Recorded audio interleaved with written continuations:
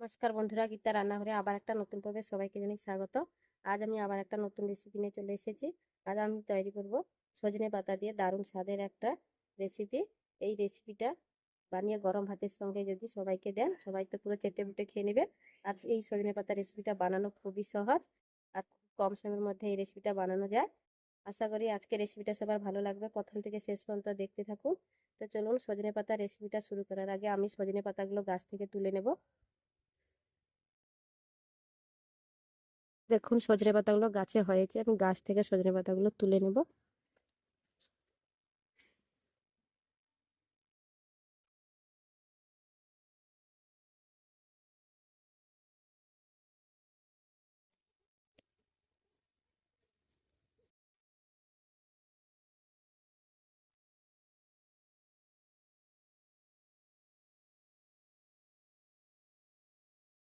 তো দেখুন বন্ধুরা, আমি সজনে পাতাগুলো তুলে নিয়েছি। এই সজনে পাতাগুলোকে ভালো করে আগে আমি ধুয়ে নেব, তারপরে রান্নাঘরে নিয়ে চলে যাব। শাকগুলোকে দেখুন ভালো করে জলে আমি ধুয়ে নিয়েছি। এই অবস্থায় শাকটাকে ধুতে হবে। শাকটা যখন ছোট ছোট কেটে ফেলবেন তখন কিন্তু ধুতে অসুবিধা হয়। এই ডাল থাকা অবস্থায় শাকটাকে ধুয়ে নিলে শাকটা ধোয়াও ভালো হবে আর পরিষ্কারও করা যাবে ভালো করে। দেখুন আমি ভালো করে ধুয়ে নিয়েছি। এই ডাল থেকে শাকগুলোকে এইভাবে সব কেটে নিতে হবে ছোট ছোট করে। এখন এইভাবে করে আমি ছোট ছোট করে সব কেটে নেব ডাল থেকে।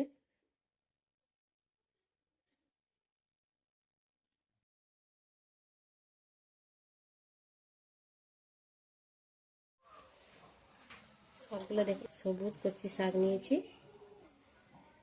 এই সজনে শাকের গুণাগুণ আমরা প্রত্যেকেই জানি। এর সজনে শাক প্রত্যেকের বাড়িতেই হয়ে থাকে, আর যদি কারোর বাড়িতে নাও থাকে বাজার থেকে কিনে এনে যে কোনো রেসিপি তৈরি করে খাওয়া যেতে পারে। সব শাকগুলো এইভাবে ছোট ছোট করে দেখুন ডাল থেকে আমি কেটে নিচ্ছি। পুরো শাকটা আমি এইভাবেই কেটে নেব।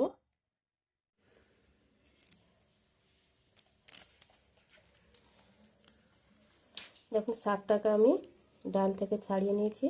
এবার আমি বটি দিয়ে এগুলোকে ছোট ছোট করে কেটে নেব। একটা বটি নিয়েছি, একটা পাত্র নিয়েছি। শাকটাকে আমি এইভাবে ধরবো, এইভাবে ছোট ছোট করে কেটে নেব।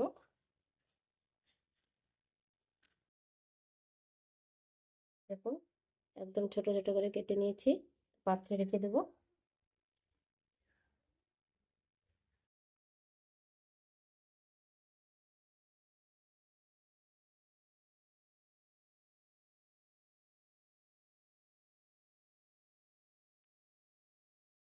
শাকটা আমার কাটা হয়ে গেছে। এবার আমি উনুন ধরিয়ে নেব। উনুনটা ধরিয়ে নিলাম, কড়াই বসিয়ে দিলাম। কড়াইটা গরম হয়ে গেছে। কড়াইতে অল্প করে সর্ষের তেল দিয়ে দেবো। একটা আলুকে আমি ডুমো ডুমো করে কেটে নিয়েছি, আগে তেলে ভেজে নেব। এটাকে আমি ভেজে নেবো একটু হালকা করে। হালকা করে ভেজে নিয়েছি। এরপর আমি জল দিয়ে দেবো এই আলুতে।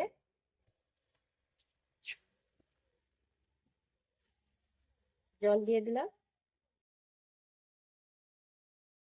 এবার আমি মুসুর ডাল আগে থেকে ধুয়ে আধা ঘন্টা মতো ভিজিয়ে রেখেছি, এই মুসুর ডালটা দিয়ে দেবো। আলুর মধ্যে দিয়ে দিলাম মুসুর ডালটাকে। আলু আর মুসুর ডালটাকে ভালো করে সেদ্ধ করে নেব। কড়াইয়ের মধ্যে আরো কিছুটা জল আমি অ্যাড করে দিয়েছি। দেখুন আরো কিছুটা জল অ্যাড করে দিলাম। ডালটা সেদ্ধ হওয়ার জন্য একটু বেশি পরিমাণে জল দিলাম। একটা ঢাকনা চাপিয়ে দেবো। একটা ঢাকা চাপা দিয়ে আমি জাল দিয়ে ডালটাকে সেদ্ধ করে নেব। ডালটাকে ঢাকা খুলে দেখে নেবে।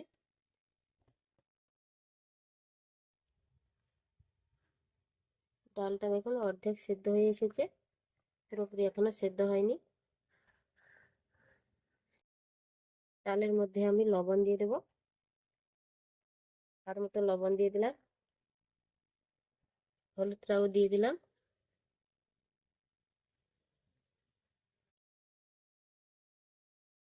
নেড়ে নেব, মিশিয়ে নেব ডালের সঙ্গে। মিশিয়ে দিয়েছি। 3 মিনিট মতো জাল দিয়ে ডালটাকে সেদ্ধ করেছি, অর্ধেকটা সেদ্ধ হয়েছে। আরও আমি 2 মিনিট মতো ঢাকা দিয়ে দেবো। ডালটাকে ভালো করে সেদ্ধ করে নেব। ঢাকা দিয়ে দিলাম আবারও।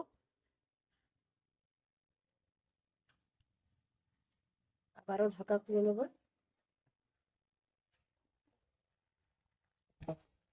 দেখুন ডালটা পুরো সেদ্ধ হয়ে গেছে। দেখুন আলুটাও দেখুন ভালো করে সেদ্ধ হয়ে গেছে। তো মোট আমার এখানে 5 থেকে 6 মিনিট ডালটা সেদ্ধ করতে সময় লাগলো। একটা পাত্রে আমি নামিয়ে নেব।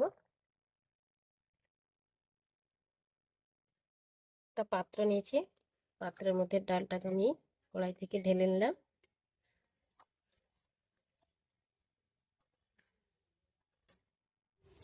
আবার কড়াই দিয়ে বসিয়ে দিয়েছি, সর্ষের তেল দিয়ে দেব।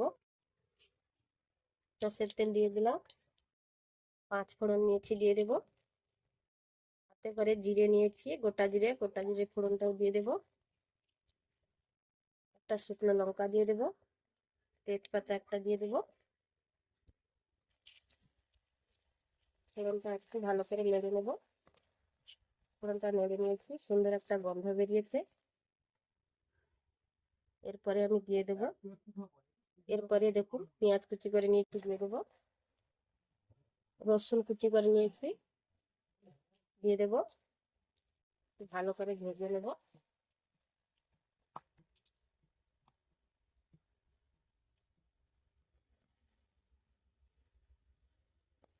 দেখুন আমি পেঁয়াজ আর রসুনটাকে ভালো করে ভেজে নিয়েছি, কাঁচা লঙ্কা দিয়ে দিয়েছি। এরপর আমি দেখুন আদা বাটা নিয়েছি, আদা বাটাটা দিয়ে দেবো। আদা বাটাটা দিয়েও আবারও ভালো করে ভেজে নেব। দেখুন আমার মশলাটা ভালো করে ভেজে নিয়েছি। এরপর আমি ধুয়ে রাখা শাকটা দিয়ে দেবো। সজনে শাকগুলো দিয়ে দেবো।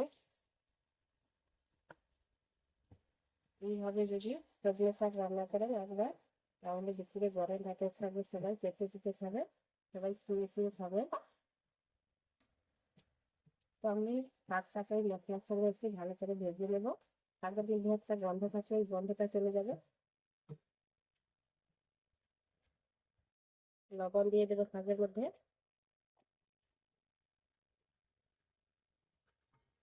ডালে আমি নুন হলুদটা দিয়ে রেখেছি আগে থেকে, তাই আমি শাকে অল্প করে লবণ দিয়ে দিলাম।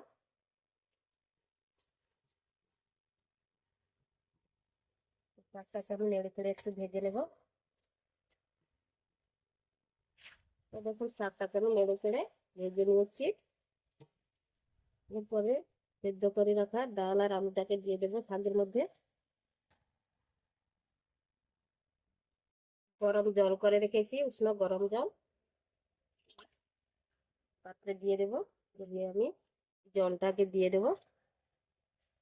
এখানে উষ্ণ গরম জল ব্যবহার করবে, ঠান্ডা জল কোনোভাবে ব্যবহার করবেন না, তাহলে তরকারির মধ্যে টেস্টটা কমে যাবে। গরম জল দিলে তরকারির মধ্যে টেস্টটা ভালো হয়।